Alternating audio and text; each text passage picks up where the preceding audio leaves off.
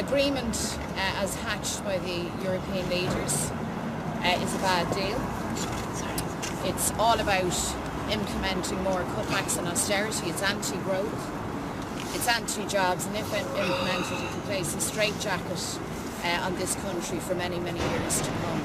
Rather than dealing with the core issue of debt reduction and the absolute necessity for growth and a return to employment, the European leaders have fluffed it. They have failed in their task. And what they're offering to the people now is simply a recipe for more hardship for them and the ongoing escape clause for large banks and bondholders. So we've made our position clear on this matter. We will not support in any way a recipe that is about austerity, cutbacks and unemployment. We want investment, we want jobs, we want leadership at a European level, and we want a referendum on this agreement. When will we say that those responsible for this will pay a price like the man in Britain who had his knighthood stripped off him? You know, when will there really be a price to pay? When will there be a radical realignment of that system, instead of those responsible for all of that being rewarded? In America, being appointed as Treasury Secretaries, in Europe being appointed as technical Prime Ministers, or being appointed to the President of the ECB. The very people in Goldman Sachs who drove this crisis. We have Peter Sutherland, a former Commissioner, a former Attorney General here in Ireland, telling us that we should pay our way. He's not representing the interests of the Irish people, he's representing his pals in Goldman Sachs. So at what point do we confront those people who colluded to do so much harm to the people of Ireland, Europe and globally? And you know that Sinn Féin are right in this analysis. Why do we give these people a place? Why do we give them a top table? And finally, the issue of the ECB. We have to allow the European Central Bank to access the primary markets to purchase those government bonds.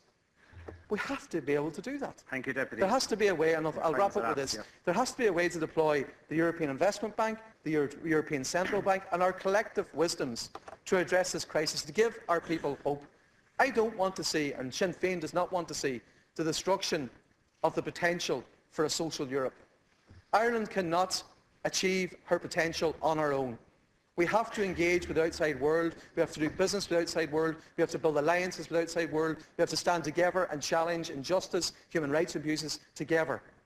Thank you, So Deputy. be very, very clear that there is a solution working with our European partners, but we have, at some stage collectively, have to challenge those who cause this crisis, and it ain't the ordinary people of Mayo or Donegal or Dublin, you can be sure of that.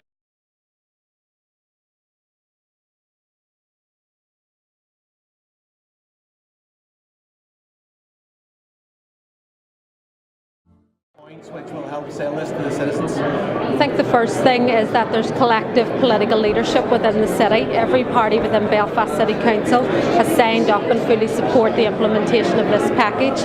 This package for the citizens of Belfast commits to delivering £150 million in capital investment within the city, and that's a balanced investment in terms of looking at key city centre locations, in terms of driving inward investment, whilst also protecting some of our most disadvantaged and marginalised communities, north, south, east and west of the city.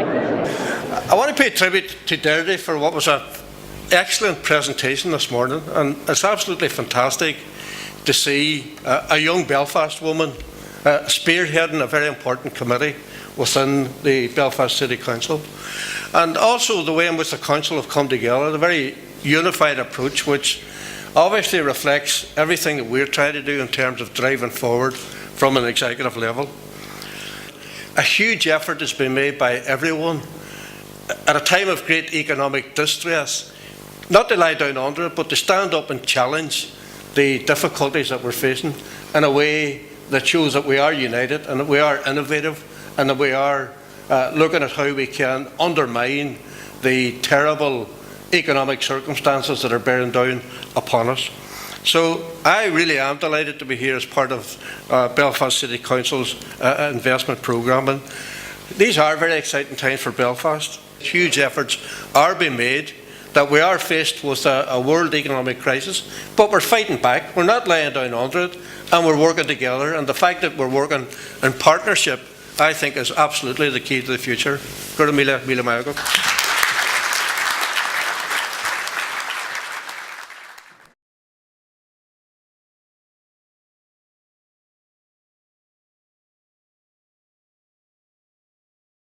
It ranges from 6% to 12.5% for many customers of EHI from the 1st of March. And it clearly is going to discourage many, many more families from actually participating with VHI and indeed in the private health insurance sector. And that's going to put further pressure in relation to the public health system, a public health system that is already under severe attack by this government with the publication of the service plan for 2012. So what is actually needed here is fundamental reform of the health system, an end to the two-tier system, and a guarantee of the delivery of services equitably to everyone who needs it, and on the basis of fair taxation right across the board and with no discrimination either in terms of ability to pay or geographic location.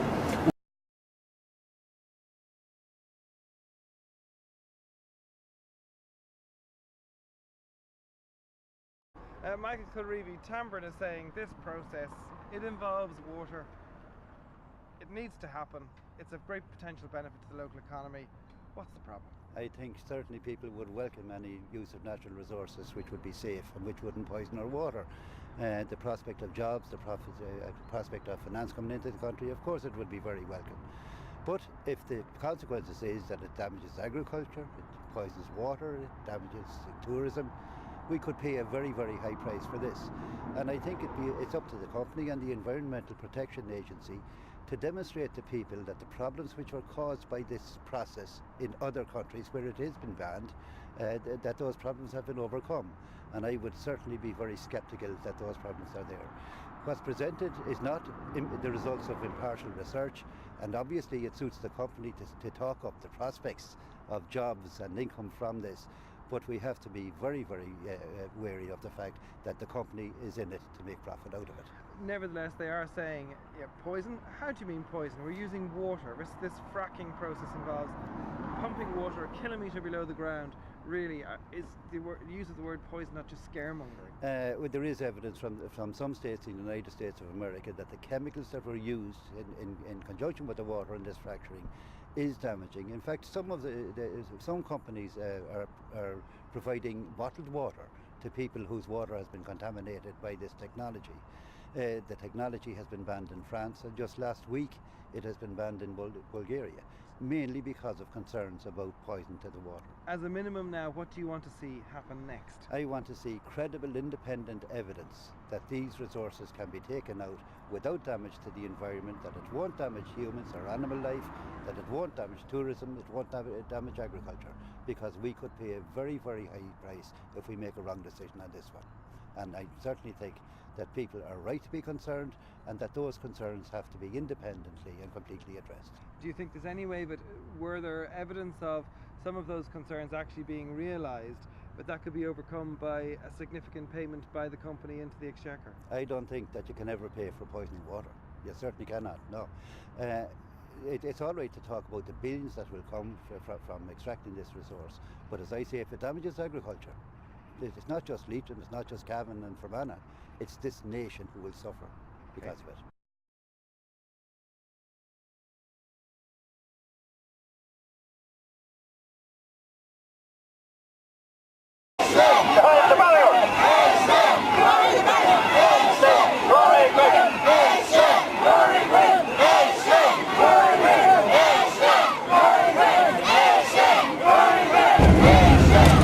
Okay, I'm outside Leinster House here tonight. There's a protest being held by parents and teachers in relation to small schools. The private member's motion this week was in relation to that issue. The Minister in the December budget created changes that's going to have a devastating effect on rural Ireland. 1, 2, 3 and 4 teacher schools are the increase pupil-teacher ratio, which is going to make it impossible for many schools to try and operate within this new environment.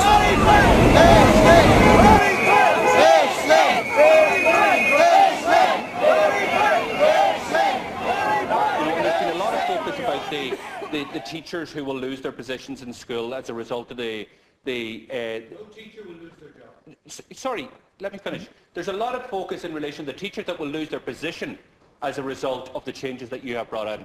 And I know this, and I'll declare my interest. My wife is one of those teachers who will lose their position. But you're right, Minister. No teacher will lose their jobs. It will be the new recruits that come out of Marino and St. Pat's that will not be able to get a job as a result of what you have done. But more importantly, what I want to speak about this debate is about many, many children throughout rural Ireland who will be most disadvantaged because of your decision. Not of the slagging matches between the political parties or what this government was proposing to do or what that government proposed to do. It's about what's actually happening to the children's future. I have 2 young boys in primary school. They're in junior infants and senior infants. I hope to have other children that will follow them. They're going into a school that is a fantastic school every day. For 10 years, that school was run down and was on the school building programme. But last year, it got a €1.3 million injection of money. In September, there will be a big close sign going up in one of those newly furbished, state-of-the-art classrooms, because that school will go from a 4-teacher school down to a 3-teacher school.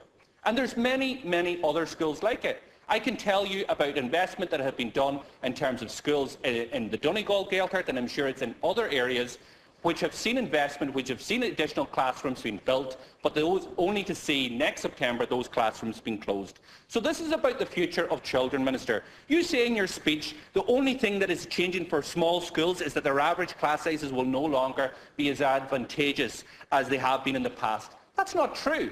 The change will be that my son and many other mothers and fathers, sons and daughters, will be in larger classrooms and will have multiple classes as a result of your changes. It's not just the advantageous numbers. The reality is, Minister, because of what you have done, you want to see in 2014, you want to see under the changes to the staffing schedule that a 2-teacher school could have 28 pupils in each of the classrooms.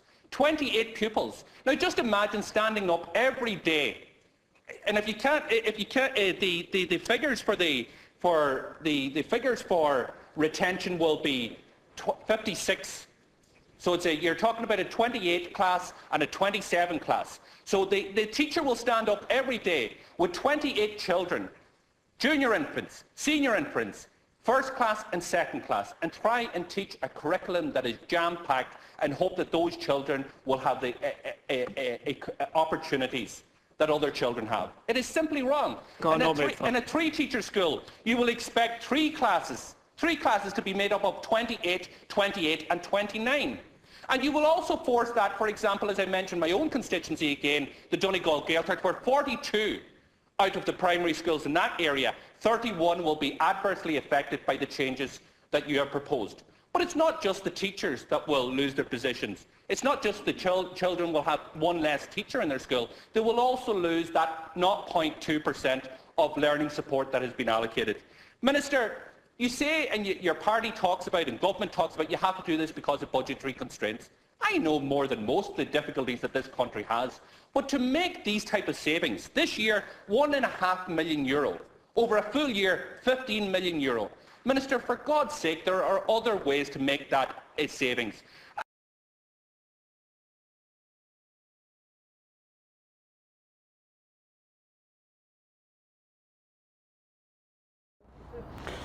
Well, obviously Harry's death has brought great sadness into all of our lives, because many of us, and myself in particular, have known Harry all of our adult lives. I've known him for well over 35 years. And Harry was always, to me, a great Republican. Somebody that was very dependable, very sincere, very genuine, very compassionate, but very committed and very dedicated. And I suppose he's been part of my life and Jerry's life for a very, very long time. And I just regard him not just as a comrade, but as a personal family friend. He knows all of my family. He was very close to my mother, God rest her, died 2 years ago. He was godfather to my oldest son, Fiacra, was at all our weddings. And at the height of the very difficult, troubled times that we've had in the country, whenever I travelled to Belfast, Harry's house was one of those houses I always went to. Always was made feel very welcome and very secure. and he just was an absolutely wonderful human being. And Kathleen, his first wife, was also a very close friend of mine, and now Kathy, you know, Galway girl, come into his life, and they have 5 beautiful children. They complement Anya and Maura, and they're just a fantastic family, and all of them exude the qualities that Harry had. Nice people.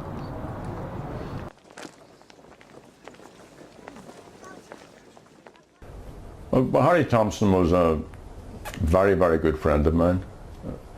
Over 40 years we've known each other in and out of jail, in good times and bad times. Our lives and our families' lives have been bound up together. He and Colette, my wife, are best friends.